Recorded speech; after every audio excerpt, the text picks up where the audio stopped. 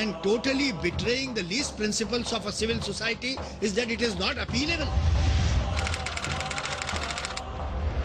They call Dr. Naik a warmonger. Well, history knows who is the warmonger. It is their plan to ban me, and I have faith in my Creator Allah subhanahu wa ta'ala, who will see to it that the more they try to suppress my voice, inshallah, more louder it will be. And yet if you insist that no, our orders are divine orders, they cannot be looked into by any other human being or any other organization or authority, I'm afraid this is terrorism, an act of terrorism. Are we going to become victims of these people who decide at the drop of the hat whom they're going to call terrorists and whom they're not going to call terrorists?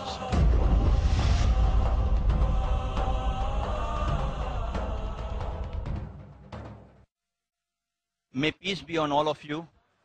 On behalf of the Islamic Research Foundation, I, Dr. Muhammad Naik, who have this task of coordinating between the press and the speakers on the dais, welcome all of you wholeheartedly, as well as I welcome two prominent and very famous human rights activists of India, Mr. Mahesh Bhatt and Advocate Majid Memon.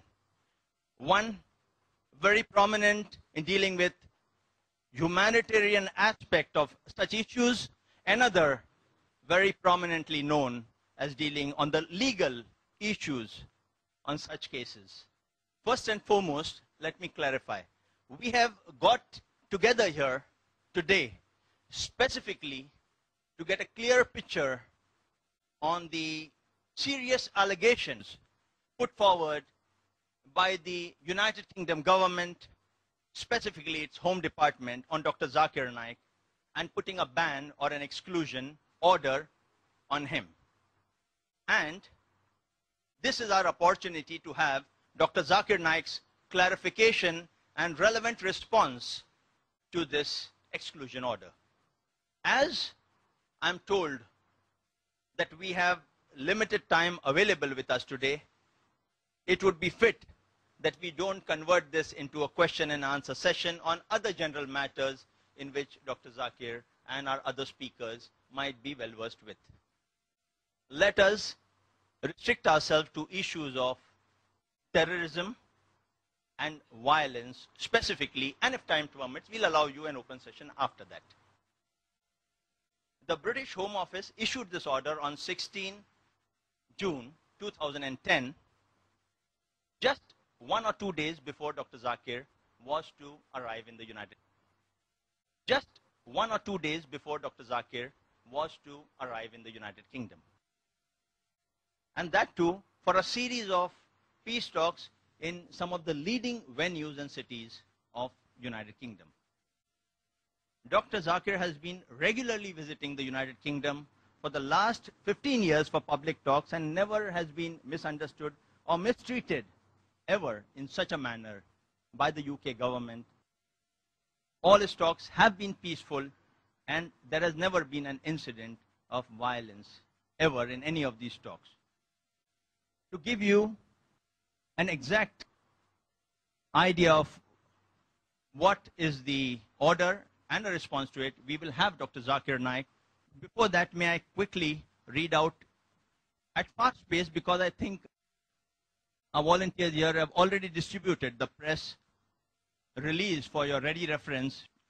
Dr. Zakir Naik's banned by UK government. Dr. Zakir Naik filed legal case in British High Court to approach Ministry of External Affairs for support. This is the main theme of today's discussion. Mumbai, June 2, 2010. Dr. Zakir Naik, eminent Islamic scholar and international personality, has initiated legal proceedings against the UK government's exclusion order, banning him from entering Britain.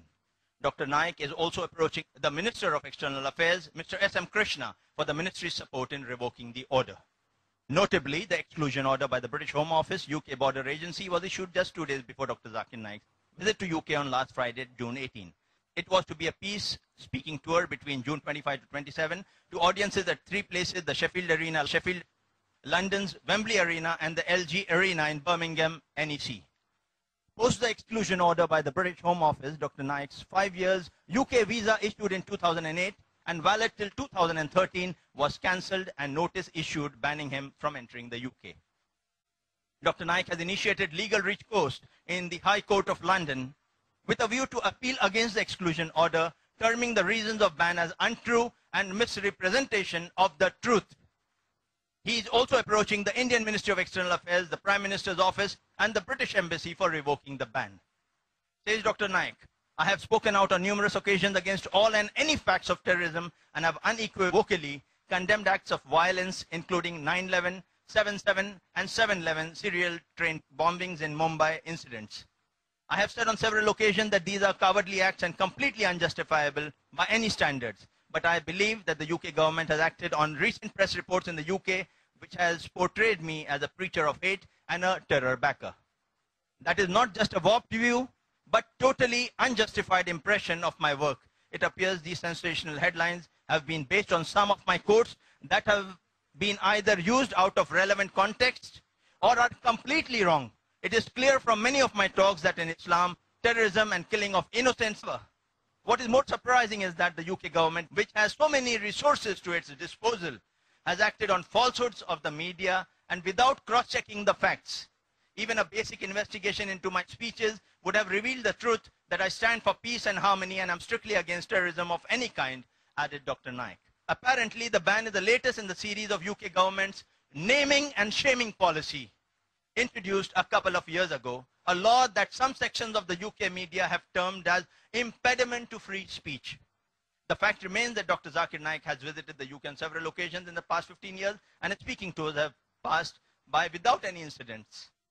The law is also being seen as an intrusion on the freedom of speech. This law, called the government's naming and shaming policy law. The UK has sufficient number of laws to deal with incidents of hatred and violence, but the introduction of a law that preemptively bans people from entering the UK is being seen as yet another government PR gimmick to show that it is getting tough on extremism. Mumbai-based Dr. Naik has in recent years built up a huge international following of over 100 million plus viewers on Peace TV as well as on other satellite TV channels. Dr. Zakir Naik is revered for his enlightening and convincing talks on promoting similarities between major religions across the world. He uses peace as a common platform to converge values and commonalities between religious scriptures, including the Bible, Vedas, Torah, and Quran. He was listed among the 100 most powerful Indians in 2009 and 2010 in a research survey by a popular Indian media house. Dr. Zakir Naik has been peacefully visiting and delivering talks in the United Kingdom for the past 15 years. For further information on these technicalities, you can contact the Islamic Research Foundation and Mr. Maqbool Barvelkar for any further details. Without coming any further in between you and the speakers on stage, I leave the floor open to Dr. Zakir Naik to make his comments. You are welcome, as soon as the comment is over, to put forward your questions. Dr. Zakir Naik. Alhamdulillah. Wassalatu wassalam ala rasulillah wa ala alihi wa sahbihi ajmain. Amma ba'd. A'udhu billahi minash shaitanir rajim. Bismillahir rahmanir rahim. Wa qul ja'al haqq wa zaqal batil. Innal batila kana zahuqa. Rabbi shrah li sadri wa yassir li amri wa hlul 'uqdatam min lisani yafqahu qawli. The Honorable Human Rights Activist, Advocate Majid Memon, Mr. Mahesh Bhatt, the press, the media, the respected elders, and my brothers and sisters. I welcome all of you with the Islamic greetings. Assalamu alaikum wa rahmatullahi wa barakatuh. May peace, mercy, and blessings of Allah subhanahu wa ta'ala, of Almighty God, be on all of you. As you may be aware, that I was supposed to go for a series of lectures to UK, which is supposed to be held in the three most prestigious arenas on the 25th, 26th, and 27th of June in London and LG Arena, NEC Birmingham. Since there was a lot of publicity being done in UK, just a couple of weeks or a month before the event took place, on the 30th of May, there was a newspaper in UK by the name of Sunday Times, which published an article saying, "The preacher of hate let into Britain," talking about me. And in that article, they gave several references of my speeches which were misquotes or they were quoted out of context. And they projected me as a person, saying that I'm a person who says that every Muslim should be a terrorist, and other allegations, which in our press release on the 11th of June, we did clarify that all these allegations, these assumptions, they're quoted out of context, or they're misquotes. This led to a pressure on the newly elected government in UK, that is the Conservative Party. When it was earlier in the opposition, was very vehemently against, we should not allow speakers who speak wrong things. So there was a pressure on this government that they should exclude me from coming to UK. And we made a presentation to the Home Office clarifying and giving the context and saying in no way do I promote terrorism in any way, and I have condemned all acts of terrorism and killing of any innocent human being in the world, irrespective whether it be 9/11 in New York, whether it be 7/7 in London, 7/11 in Bombay. But yet instead of all this presentation, I think this decision to exclude me, according to me, was more of a political decision rather than a legal decision. Because they were newly elected, hardly 1.5 months in power. And because of political pressure from the various groups, the government decided to take the chance, knowing very well that we will be challenging this exclusion order. Yet they preferred taking a political decision for political mileage, that's what I believe. And they gave an exclusion order on 16th of June, because I was supposed to leave on 18th early morning, or rather 17th late night to UK, knowing that they gave an exclusion order on 16th, which was given to me by hand delivery on the 17th of June, just one day before my travel. We received a phone call from the Deputy High Commission in Bombay of UK, saying that there's a letter, there's an exclusion order given to you, please come and collect the letter. And I sent my manager, and he collected the letter. And the reasons they gave in that exclusion order, they said there are certain passages of my speeches which they feel are not conducive. They aren't good for the public in UK. And they quoted 4 of the passages in their letter for the reasons they gave to exclude me. And those 4 passages which the Home Ministry, the Home Office, has given to us in writing is also given to the press, so that you yourself can be the judge whether what they say or is an exclusion order required on these 4 passages. I'll just clarify all these 4 passages, and then we'll have the comments from honorable people on the dais, and then the press is free. As we may be having those passages, the first passage which they objected on was, and I'm quoting, it is from their exact letter what I received. As far as terrorist is concerned, I tell the Muslims that every Muslim should be a terrorist. This they're quoting me. ... What is the meaning of the word terrorist? Terrorist by definition means a person who terrorizes. When a robber sees a policeman, he's terrified. So for a robber, a policeman is a terrorist. So in this context, every Muslim should be a terrorist to the robber. Every Muslim should be a terrorist to each and every antisocial element. I'm aware that terrorist more commonly is used for a person who terrorizes an innocent person. In this context, no Muslim should ever terrorize a single innocent human being. The Muslim should selectively terrorize the antisocial elements. Many times, 2 different labels are given to the same activity of the same individual, ... Before any person gives any label to any individual for any of his actions, we have to first analyze for what reason is he doing that. Source, video Google.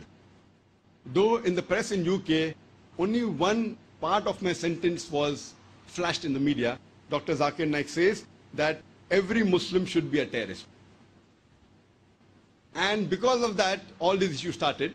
And when we presented the case to the Home Office, the people who were the organizers, and they said it's out of context. So one thing good, for me at least, that when the UK Home Office has excluded me, they gave the full passage in context. Now, any logical person who reads this does not require any clarification for what I said. An article that came in Times of India on the 20th of August 2003 saying that Inspector Angre amongst the 5 police officers, who has killed more than 300 criminals, his name itself evokes terror in the underworld. So in this context I said that terrorist means a person who causes terror. So when a robber sees a policeman or a criminal sees a policeman, he is terrified. So for the robber or the criminal, the policeman is the terrorist. In this context, every Muslim, whenever a robber or a criminal or an anti-social element looks at a Muslim, he should be terrified. But I went on to clarify that I'm aware that terrorist more commonly is used for a person who terrorizes an innocent person. In this context, no Muslim should ever terrorize a single innocent human being. So the main crux of this full paragraph is that no Muslim should ever terrorize a single innocent human being. But they quote me out of context. So according to me, the Home Office, after knowing the context, has given the exclusion order because I said that no Muslim should ever terrorize a single innocent human being. This is the crux. So if you quote the crux without the context, the main gist without the context, it's acceptable. But if you quote the sentence out of context and project a wrong meaning of what I want to convey, I feel it is not correct. So this was as far as the clarification. There is a video clipping, and this paragraph I have said in umpteen numbers of my lectures. Every Muslim should be a terrorist to the robber. Whenever a robber sees a Muslim, he should be terrified. Whenever a rapist sees a Muslim, he should be terrified. Every Muslim should be a terrorist to each and every anti-social element. I am aware that terrorist more commonly is used for a person who terrorizes an innocent person. In this context, no Muslim should even terrorize a single innocent human being. So that was the clip from where they took the first reason, the first passage of my speech, why they've excluded me. As far as the second passage is concerned, I'm again reading from their letter. Inward commas, they've quoted me. Beware of Muslims saying Osama bin Laden is right or wrong. I reject them. ... We don't know. But if you ask my view, if given the truth, if he's fighting the enemies of Islam, I'm for him. I don't know what he's doing. I'm not in touch with him. I don't know him personally. I read the newspaper. I say that he's neither a saint, neither is a terrorist. There's not a single statement of mine after 9/11 that has ever praised Osama bin Laden or supported any of his activities. With regards to the extract, what the Home Office has quoted, it is taken from a video on YouTube, and though it mentions their source, year 2006, I went onto the YouTube, and when I saw it, I realized it was a lecture of mine given in Singapore in 1998. It was 8 years before 2006, 3 years before the 9/11 attack. So now to attribute this statement of mine to 9/11 by the Home Office is unreasonable. And we made a presentation to the Home Office saying that this is a clip from the YouTube. It's absolutely manipulated. First of all, it's not of 2006, it is 1998. And if anyone sees, they can realize I'm much younger. Now also I'm young, but that time I was younger. And the venue was Singapore, you can make out from the audience. And if you check the records, I've never been to Singapore in 2006. It was a lecture given in 1998. And it was a clipping of some local organization put on the YouTube. We don't have the rushes, I don't know what has been changed, what has not been changed. Whether I said it or not, I don't know. But to claim it is said in 2006 and to attribute that I'm supporting is totally wrong.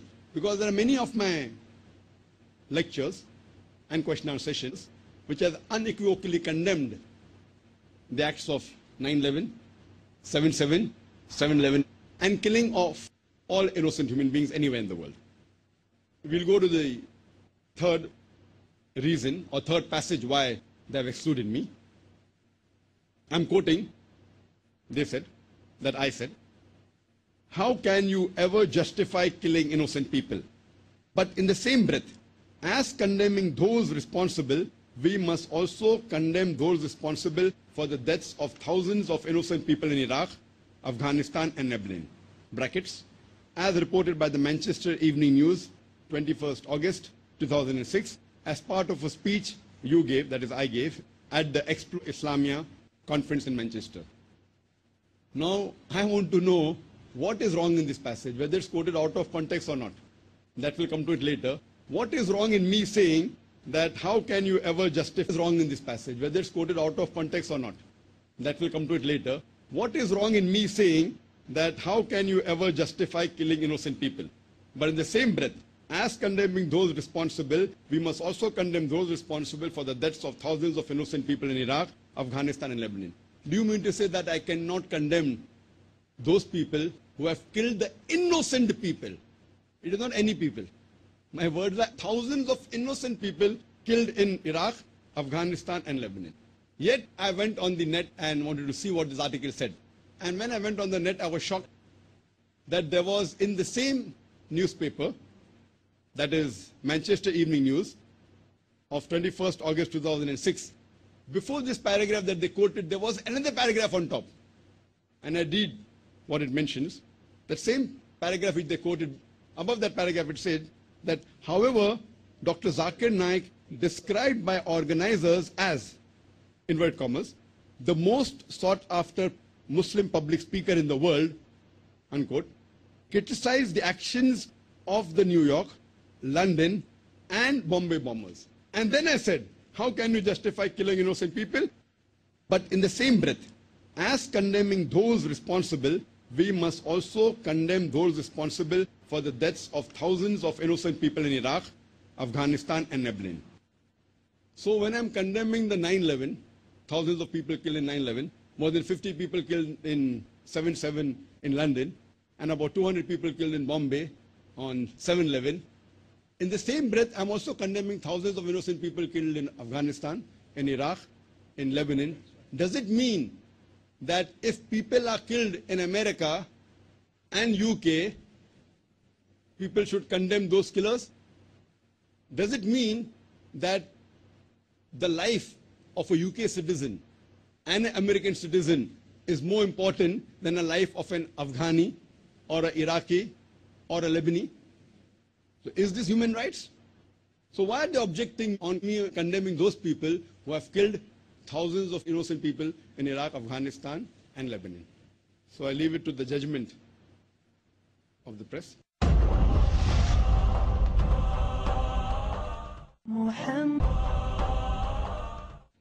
We go to the fourth paragraph, the fourth passage which they objected amongst the hundreds of talks I've given throughout the world. The inverted commas, they are saying that I said, strongest in enmity towards the Muslims are the Jews and the pagans. It, into bracket the Quran, does not say that the Muslims should fight with the Jews. The Jews by nature as a whole will be against Muslims. There are many Jews who are good to Muslims, but as a whole, the Quran tells us, as a whole, they will be our staunchest enemy. Peace TV recorded on YouTube. And this is a passage that has been taken from one of the conferences we had in Bombay. That's in November 2007, the peace conference, which took place in Mumbai. And there was a French tourist who asked this question, and in reply to this question I gave this answer. And if you hear the full clip, they are trying to say this was in reference to the verse of the Quran I quoted of Surah Maida, chapter number 5, verse number 82, which says, the strongest among men in enmity to the believers will thou find the Jews and the pagans, and nearest among them in love to the believers will thou find those who say we are Christians. So while I was quoting the verse of the Quran, I made this statement, and I went on further to clarify that this does not indicate that the Quran says that Muslims should fight the Jews. This is my explanation. The Jews by nature as a whole will be against Muslims, but there are many Jews who are good to Muslims. But as a whole, the Quran tells us that they will be the staunchest enemy to the believers. So this was explanation of the verse of the Quran, and which is self-explanatory. And we'll show you the clip of the complete answer that I gave in the conference that's in November 2007. Can we have the clip?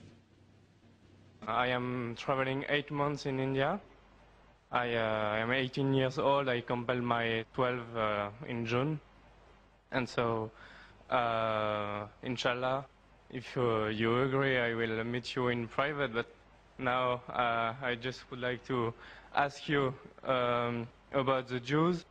Maybe, if I am not wrong, you said that it is written in the Quran that Jews and pagans are the strong enemies of believers, Muslim believers, And I would like to know how this verse can favorize peace in humankind when we see the troubles between Palestine and Israel, how some Muslim and some Jews cannot misunderstand this verse, because maybe it can provoke some misinterpretation. That's a very good question. That he said, I said in my speech, and according to the verse of the Quran of Surah Ma'idah, chapter 5, verse 82, which says that strong to the Muslims would be the Jews and the pagans, and the closest in love would be the Christians. So if they wanted to create enmity when they say that the Jews and the Muslims should fight, the Quran doesn't say Jews and the Muslims should fight. The Quran says strongest in enmity to the Muslims, to the believers, will be Jews. It does not say that Muslims should fight with the Jews. It doesn't say that. But it says that the Jews, by nature as a whole, they'll be against Muslims. And I told in my lecture, there are many Jews who accepted Islam. There are many Jews who are good to Muslims. But as a whole, if you take Jews as a whole and the Christians as a whole, the Christians are closer than the Jews as a whole. This is a fact. For example, the Quran says that the Jews are intelligent also. So that's a fact. If the intelligent are intelligent, that doesn't mean that it hides the fact. And the Quran also says that they will be as a whole a staunchest enemy. So this is one of the falsification tests. That today, if you want to prove the Quran wrong, if the Jews get together, all of them, and they decide, let's prove the Quran wrong. At least for 3-4 years, we will be better than the Christians. Let's stop the war of Palestine. You know the Palestinians? The Jews were kicked out by Hitler. Hitler incinerated 6 million Jews. He kicked them out of Germany. The Arabs, the Palestinians, they do ahlan wa sahlan. Come with open arms. After a few years, they are kicked out of the home. Imagine someone gives a traveler his home to live, and the traveler kicks him out of his home, and he's shouting that he has taken my house, and you're calling them terrorists. So what they have to do is, let's get together and solve this problem. Whatever the problem is. Today, America is controlled by the Jews. Whether it be the banks, whether it be the money, whether it be the power. According to the American survey, no one can become a president of USA without walking the Star of David. So the Jews are a minority, less than 5% in America. But they're controlling the economy, they're controlling America. Fine? So if they're controlling America, let all of this, let's solve the problem of Palestine, let's solve the American problem. Not forever. Few years. 4 or 5 years only. And the problem is solved. So we aren't telling that the Muslims should fight with the Jews. In fact, the Quran says, even if your enemy wants peace, several places, even if they come to fight you, it's mentioned in Surah Anfal, in the battle, if they want peace, give it to them. So Quran is always for peace. Quran is always encouraging them. But if a person does not want peace to prevail, what can we do? Islam is a religion of peace. It wants peace, but it even mentions facts. That means we have to be careful of the Jews. Not that we have to fight them, unless they come and fight with you. That's a different thing. Imagine what's happening in Palestine, what's happening in other parts of the world. So brother, for peace to prevail, you have to follow the guidance of the Quran. and live harmoniously rather than be enemies. So Quran doesn't say that Jews should be enemies, but they will be same. Hope that answers the question. Who has done so many atrocities on the Jews, and it is claimed that he has incinerated 6 million Jews. Condemned the biggest terrorist in human history, Adolf Hitler. That means I'm not against the Jews. It is what I said was the statement of the Quran. So this was in relation to the 4 objections that were taken by the Home Office in UK. And what we are doing at present is that we have taken legal advice. We have legal opinion from here, mashallah, and also in UK. And what we are doing is that though there is no right to appeal, as was mentioned in the exclusion order, we are going to seek for a judicial revision, what we call in our lingo writ petition. There is a judicial revision in the High Court very soon. We have hired a battery of lawyers, barristers, and they are shocked. When I showed them the reasons, they are shocked that it is the first time we are seeing such an exclusion order based on these 4 passages. They are shocked at the decision taken by the new government, and they are very hopeful that it will be very easy unless the politicians intervene. Otherwise, I have more faith in the judicial system than the politicians in most part of the world. Whether it be judicial system of India or the judicial system of UK, I have more faith in the judicial system rather than the politicians. And I'm hopeful that inshallah, God willing, this exclusion order, inshallah, would be reversed. Now we would have Advocate Majid Memon speak to the press. Advocate Majid Memon. Dr. Zakir Naik Sahab, my friend Mahesh Bhai, other friends on the dais, and all my media friends. This is a special occasion where, after knowing the situation, I was constrained to leave the court and join this press conference. We have been fighting, particularly myself and Mahesh Bhatt, as 2 arms of human rights activists here, against all oppressive acts and orders that are being slapped onto people who are fundamentally or inherently weaker. And we always believe that justice can be delivered or ends of justice can be met if certain like-minded people throw their weight on the weaker side of the hand of the scale so that the scale is even. Now, Zakir Naik's this order was seen by me this morning, and I am indeed sorry that I believe firmly even at this moment that United Kingdom is a civil society, a secular democracy, a new government in place, and it certainly upholds human dignity, human values, and adheres to the principles of equity, fairness, fair play, reasonableness, and principles of natural justice.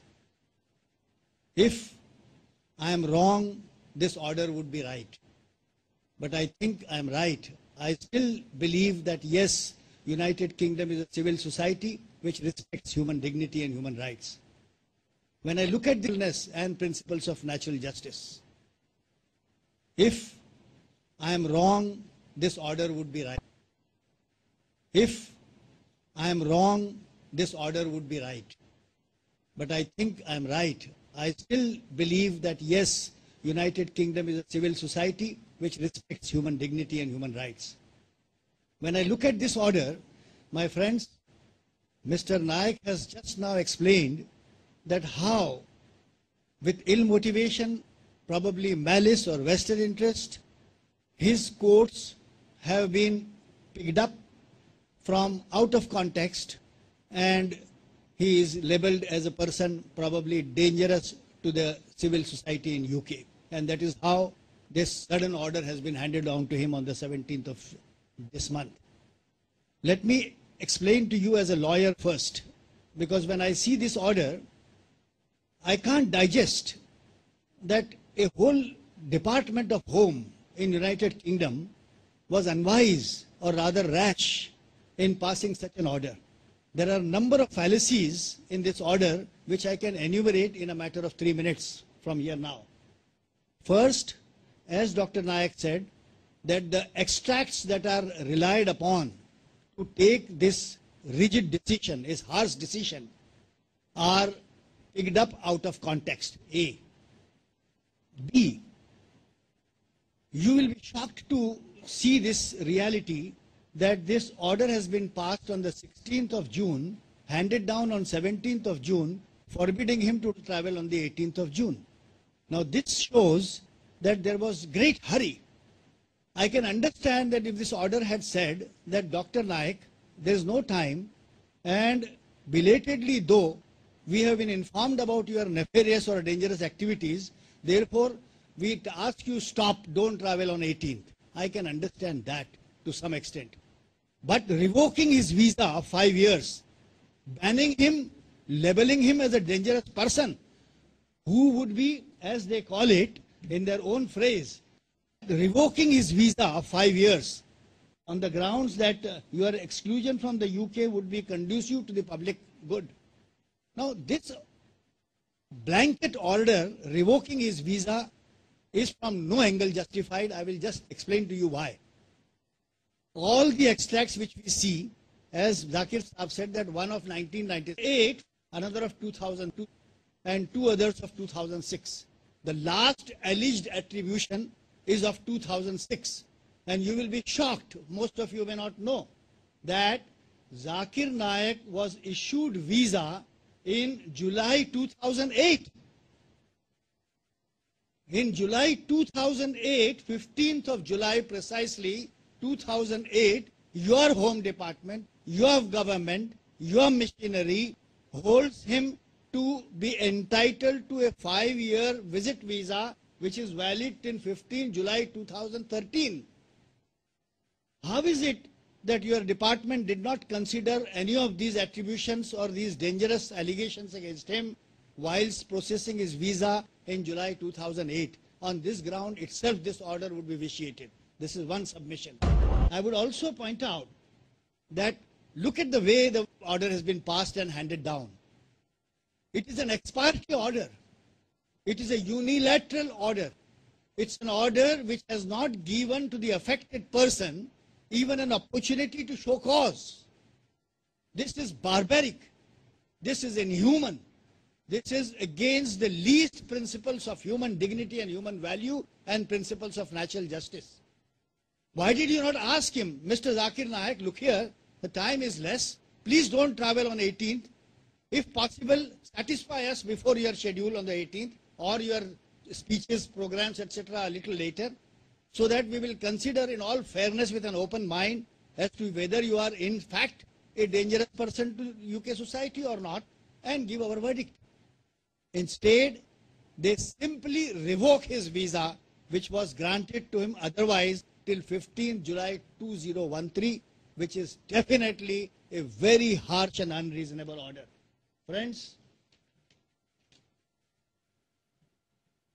now there is non-application of mind in passing this order because, as I said, that this order is passed in June 2010, visa was granted in July 2008, the utterances were made much before that, and therefore how do you justify your stand of 15 July 2008 vis-a-vis 16th June 2010? In a court of law, you will have no case. Number two, as I said, that you did not give him the opportunity to explain. Nowadays, you see, the communication has become so easy that in a matter of a couple of hours, an explanation could have been sought, an explanation could have been received, an explanation could have been examined in all fairness, and thereafter a just decision could have been taken. Now this is a decision which is per face so harsh, so unreasonable, so much without application of principles of natural justice and equity, that you have not only deprived him of his visit, which is his prerogative, you have not only used your discretion in a malified way, but you have also tried to bring disrepute to a scholar without any just reasonable grounds or facts. Now, as I said, that, you see, if a man goes, suppose, assume hypothetically, that Zakir Naik had approached the UK Council office are asking them that I have to go on the 18th for a program, then they may examine what are you going for, whether what you are going for is fair or unfair. And then refusing visa is one thing. But revoking an existing visa is too much. Please try to understand the two situations. The man was already having a valid visa, which was issued to him in July 2008, much after all the satanic allegations, as you want to say, which you can't explain, as Mr. Naik rightly said. And then the irony of this harsh order and it being so barbaric and totally betraying the least principles of a civil society is that it is not appealable. To err is human. Let this Secretary of State keep her mind open, and let the department keep its mind open, and gracefully consider that if we have erred, we are subject to correction. You have erred on facts, you have erred on law, you have erred on your principles, and you have erred on practically all fronts. And yet if you insist that no, our orders are divine orders, they cannot be looked into by any other human being or any other organization or authority, I'm afraid this is a terrorism, an act of terrorism. I would say this is terror. I'm sure Zakir will approach whichever forum, the appellate authority, be it a court, be it a diplomatic authority, either through the Indian embassy, our External Affairs Ministry, and if we can argue here, even before S.M. Krishna, our External Affairs Minister, and point out that kindly see here, we don't want to cross sword with United Kingdom for various reasons. We have got good relations with that country.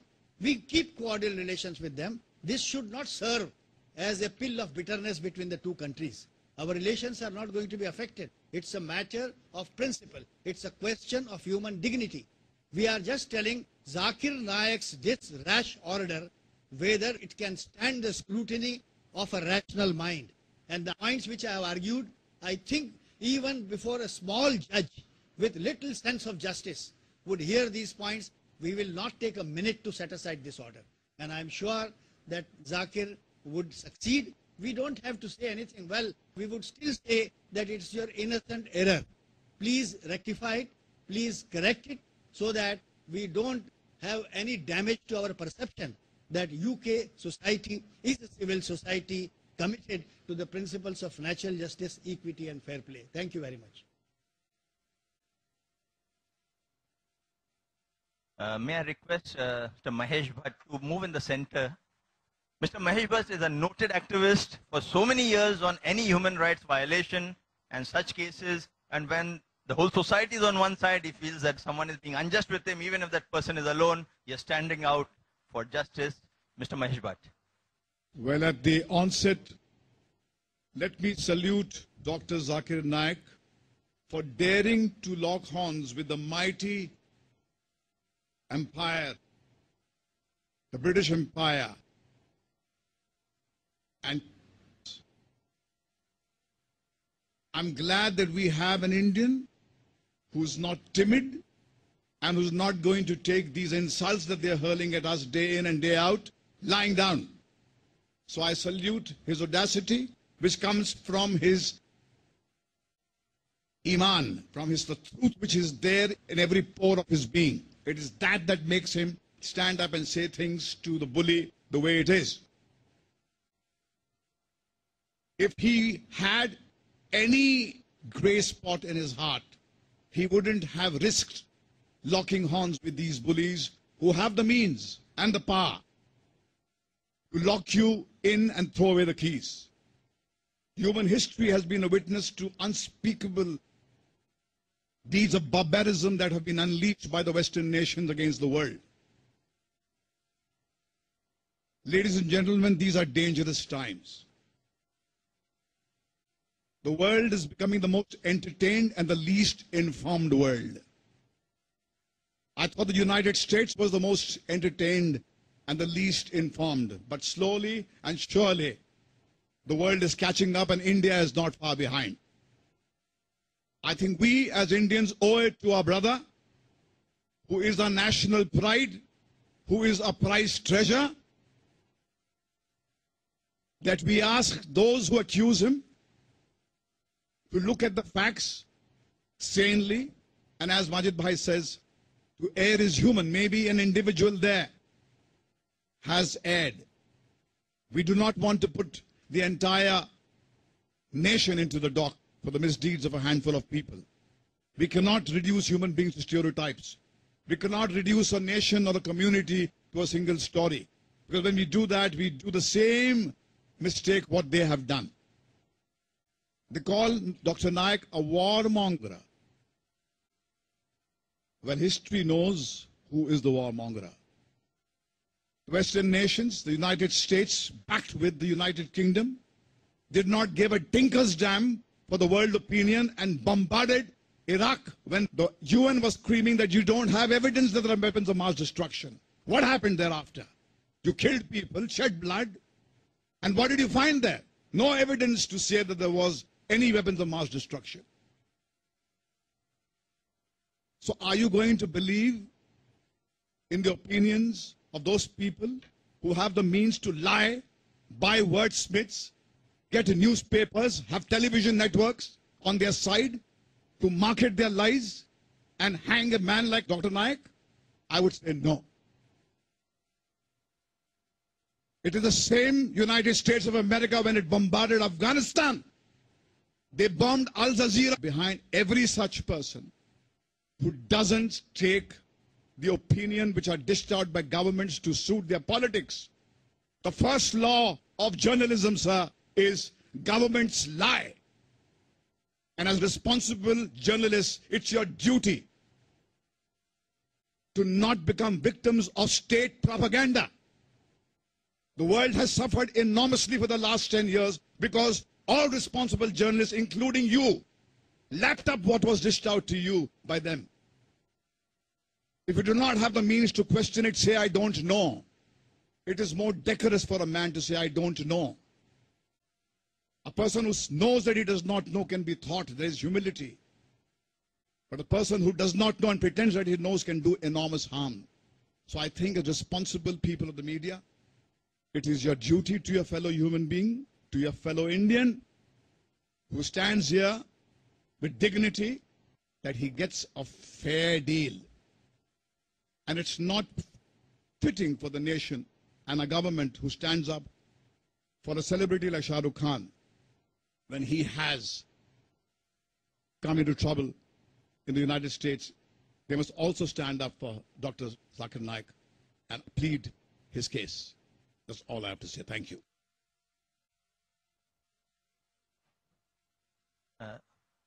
Thank you for your very comprehensive and apt comments on the legal side as well as the humanitarian side of the issue. We now throw the floor open for the many journalists here, I see many senior faces, to put forward their question. May I request you to kindly make the question brief and to the point and restrict it to the issue because of the limited time available. And to whom the question is, if it's to Dr. Zakir Naik, Advocate Majid Memon, or Mr. Mahesh Bhatt, kindly specify and kindly state your name and which media organization you represent so they can give you a more appropriate response. Yasir Fazaga. To do good is good, but why you do good is as important as the good that you are doing. Purify your thoughts. To have a proper relationship with God is very important. Increase your knowledge. But the motive why we want to have a proper relationship with God is also very, very important. Distilled wisdom every Sunday at 10:30 p.m. Saudi Arabia and 11:30 p.m. UAE on Peace TV.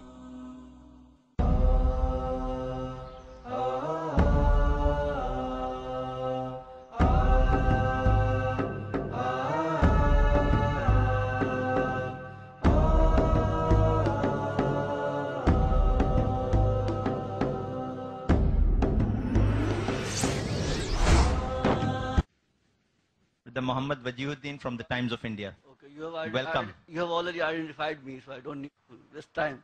Okay, Dr. Zakir Naik, you very beautifully clarified the context in which you talked about the Muslims being terrorists. Now, you were talking about a police officer who was a terror to those anti-social elements. Now, do you think that now you could have rephrased those terms, because this is not the first time. It has been on the blog, it has been on the internet, it has been on the television, in various articles. Now, the second question is, do you think that by banning your entry to the United Kingdom, as the Indian Express editorial pointed out yesterday, perhaps they have given you a big megaphone to tell the world that, oh, here I am and I have been victimized? Thank you very much. What is the second part of the question? About your ban on the UK visa, revoking your visa. So perhaps they have given you a big platform to tell the world that, use the media and tell the world, like this press conference, which will go to the world. Then now I am being victimized. Another Muslim is being victimized, okay? Brother Vajuddin asked two questions. The first one, that's saying the context, should I say in the context of a policeman that he is a terrorist to the criminal, should I use it for the Muslims? Using it only by itself is wrong. Therefore, though I've used it many times, I always go ahead to say that I'm aware that a terrorist more commonly is used for a person who terrorizes an innocent human being. In this context, no Muslim should ever be a terrorist. If I say along with it, no problem. But if I only use this without mentioning that terrorist is more commonly used for a person who terrorizes an innocent human being, it is wrong. So therefore, whenever I mention this, I say it in context. And as far as the second question is concerned, that do I agree with the news of the Indian Express that the UK government has given me a megaphone to say that any Muslim is banned? I believe more in the verse of the Quran, of Surah Al-Imran, chapter 3, verse number 54, which says, Makaru makarallah wallahu khairul makirin. They planned and plotted, Allah too planned. Allah is the best of planners. It is not they who have given me a megaphone. It is they planned to ban me, and I have faith in my Creator Allah subhanahu wa ta'ala, who will see to it that the more they try to suppress my voice, inshallah, more louder it will be. And having people like Mr. Mahesh Bhatt and in addition to that, sorry. My views I'm giving. You may agree with my view, you may disagree with my view. If you don't agree with my view, so you're asking my view. So in that way, what they have done, they have made one of the biggest mistakes.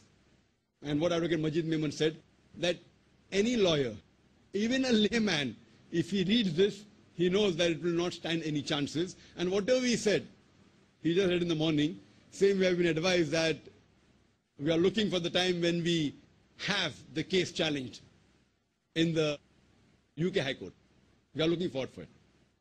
We are looking forward for it. Okay, and now, now why don't you leave it to Allah only? And, instead of fighting for your entry to United Kingdom, because United Kingdom, as far as I know, that is not a place that every Muslim must visit. It's not like Mecca or Medina that you have to visit at least once in a lifetime.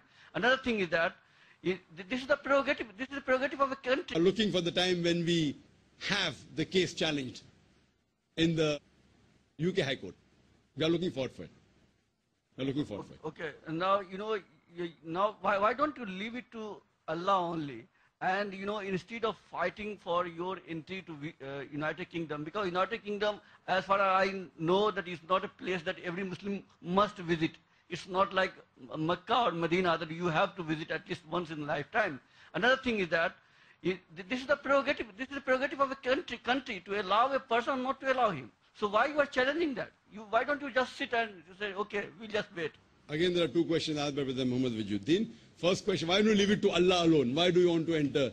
Our beloved Prophet Muhammad said, when a person asked him, I have a camel, should I trust in Allah and leave my camel, or should I tie my camel and trust in Allah?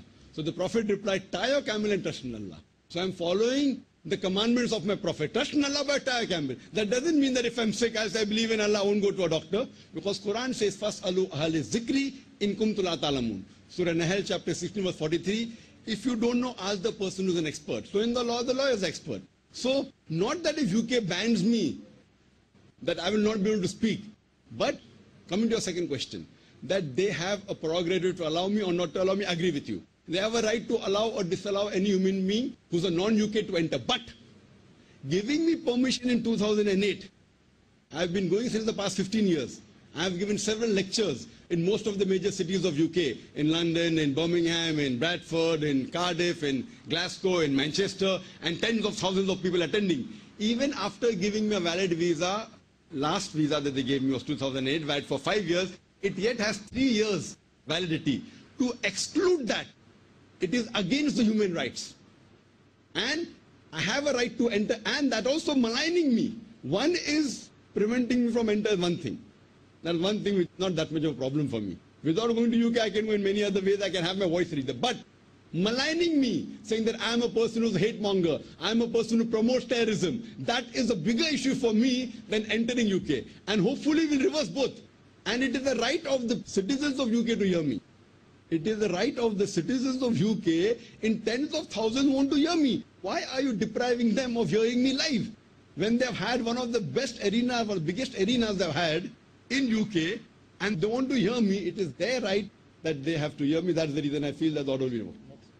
Any other question? We'll give chance only 1 or 2 questions to every newspaper. Otherwise, at the limit given to me for time will not be able to be managed. Yes, sister. Couple of things. One, between 2000... Can we have your name and the newspaper you represent? Yeah, I'm Arifa from the Hindustan Times. Between 2008 and till now, how many times have you visited the UK? And also, the YouTube video was attributed to 2006, but you're saying it was in 1998 before 9/11. But in 1998, you were aware and you were talking about Osama bin Laden and his activities. I mean, I don't know how many people were aware of Osama bin Laden's activities in 1998. Since I got the visa 2008, and how many times I have traveled? I have traveled twice. Once in 2008 and once in 2009. And a couple of days back I was supposed to travel the third time. As far as the second question is concerned, was I aware about what I'm aware now? The name had just appeared. And as a general, if you hear, a Muslim should not malign anyone without, because the Quran says in Surah Hujurat, chapter 49, verse number 6, whenever you get information, check it up before passing on third person. So when a Muslim condemned me, I said, you cannot condemn anyone without proof. That's the reason I said, I don't know him. I don't know whether he's responsible. I don't say he's good or whether he's bad. But naturally, I did not know him. Now, also I don't know him. But the media has given me information, which again, whether right or wrong is to be discussed later on. But I do agree with you that it was 1998. So you cannot attribute this statement of mine to the 9/11, which took place 3 years back. All the extracts are pre-July 2008. You must note that. Yes. The next question from the sister. Yes. My name is Kavita. I'm with the Indian Express. My question is to Dr. Naik. There was a group of Muslims who went to the Deputy High Commission yesterday. They were led by the Raza Academy, and they supported the decision to exclude you. What would you say to that? Every person who is popular, who is famous, has some people against him. And the best example of beloved Prophet Muhammad, not only according to Muslims, even according to non-Muslim Michael H. Hart, Prophet Muhammad is the most influential human being in history according to Michael H. Hart. He wrote a book on 100 most influential people in the world, and number 1 he rated Prophet Muhammad. But today, the maximum books written against any human being in the world, it is Prophet Muhammad. So similarly, because of my popularity, everyone may not agree with my view. So there are people who may disagree, and they have a right to disagree. I'm not saying everyone should agree with my view. Yes, brother. Akshay Deshmani from DNA. Hi. I've been reading the British press now, so I don't know how much of this information that I'm putting through is true, but then based on that, I think it was the Times which reported this, Times London or some such paper. The newspaper report argued was that your views on controversial personalities like Salman Rushdie and the author of Lajja being Taslima Nasreen. Now, your views on them have been, quite unpopular in the sense that you have supported the bans on them. Now, this is what the article argued. Now, if this is true, how would you respond to that? And now you are arguing for your own rights to freedom of speech. This I'm going to discuss in detail in my third lecture in UK, that's in Birmingham, freedom of expression and Islamic perspective. As I gave a reply to Brother Muhammad Wajuddin when he said that UK government has a right to prevent me from coming, but they have no right to malign me. Right? So that is freedom of expression, but not freedom of maligning anyone. The same way, when someone maligns anyone without proof, that's the reason someone maligns, he should be put straight. So if the UK government is maligning me, we'll fight it in the court. Again, the word fight, what fight? We'll challenge it, the right word. Someone says, I'm going to fight UK, so there'll be another ban that Zakir wants to fight UK. I want to challenge the UK government. You have to be in choice of words. Find challenge in the court. So similarly, if someone says malign someone without proof, etc., and criticizes, the Quran and Islam says in Surah Hujurat, chapter 49, verse number 11 and 12, it is prohibited. So in that context, I said I agree when someone maligns or criticizes or speaks bad about someone without proof, etc., then he should be stopped. In that context, I said I agree when someone maligns or criticizes or speaks bad about someone without proof, etc., then he should be stopped. Maybe allow questions to the other media, you know. We have a lot of English media asking questions. Anyone else? You have got a question? Can you speak in the mic so we can hear clearly? आपका introduction, आपका नाम और कौन से? वसीम सहारा TV से। हम आपसे बस इतना ही जानना चाहेंगे कि पूरा मसला क्या था, थोड़ा सा हिंदी में बताएं। और दूसरी बात ये आपसे जानना चाहेंगे कि आप ऑलरेडी पहले भी जा चुके हैं, तो क्यों आप पे खास करके बैन लगाया गया है? इसे थोड़ा सा हिंदी में बताइएगा। बाइट ले रहा है। मेरी हिंदी और उर्दू इतनी फंसी नहीं है, लेकिन मैं जवाब दूंगा। भाई साहब ने सवाल पूछा कि ये सब मसला क्या था और क्यों हुआ। मैं यूके इंग्लैंड में जाने वाला था और मेरा प्रोग्राम तय हुआ था 3 प्रोग्राम बड़े एरिना में, 25, 26 और 27 जून को। शेफील्ड एरिना शेफील्ड के अंदर, वेम्बली एरिना लंदन में और बर्मिंघम एलजी एरिना एनईसी में। ये 3 प्रोग्राम तय हो चुके थे और काफी पब्लिसिटी हो चुकी थी।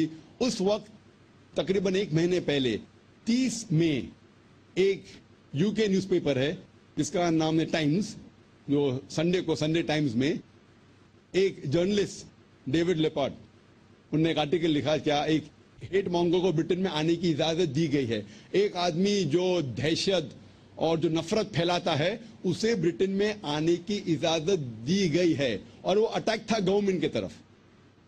क्या नई गवर्नमेंट जो कहती है कि गलत लोग को एंट्री नहीं देंगे, डॉक्टर जाकिर नाइक को कैसे दे रही है। और मेरे बहुत से तकरीर के कुछ सेंटेंसेस को तोड़ मोड़ के पेश किया गया है मीडिया में। मिसाल के तौर पे कहा गया है कि जाकिर कहता है कि हर मुसलमान दहशतगर्द होना चाहिए, जो आउट ऑफ कॉन्टेक्स्ट है।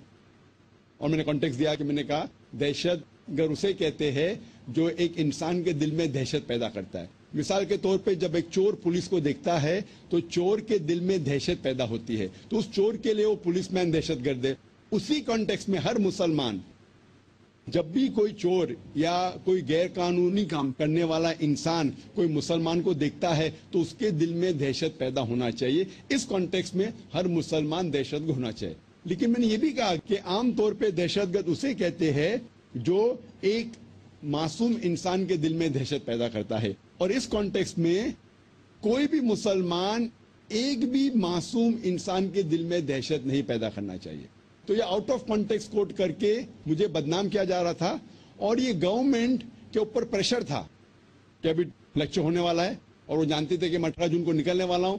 तो it is more of a political decision, ये एक सियासी डिसीजन है, it is not legal decision. जिस तरीके से एडवोकेट मजीद मेमन साहब ने कहा कि ये लीगल डिसीजन नहीं था, सियासी डिसीजन था। उन पे दबाव था कि अभी नई गवर्नमेंट 1.5 महीने में आई, तो it's a political decision which इंशाल्लाह दे विल रिपेंट, जो वो इस डिसीजन के लिए पछताएंगे। और हम इंशाल्लाह इसे चैलेंज करने वाले हाई कोर्ट यूके के अंदर। और हमें उम्मीद है कि जो जुडिशरी सिस्टम है, जो जुडिशरी सिस्टम यूके की है, हमें उन पे और भरोसा है बस सियासी सिस्टम पे, और हम इसे चैलेंज करेंगे। और उम्मीद है कि इस एक्सक्लूजन ऑर्डर को जो मुझे आने से रोका गया है उसे रिवर्स करेंगे, इंशाल्लाह उसे पलटाएंगे। أفمن شرح الله صدره للإسلام فهو على نور من ربه فويل للقاسية قلوبهم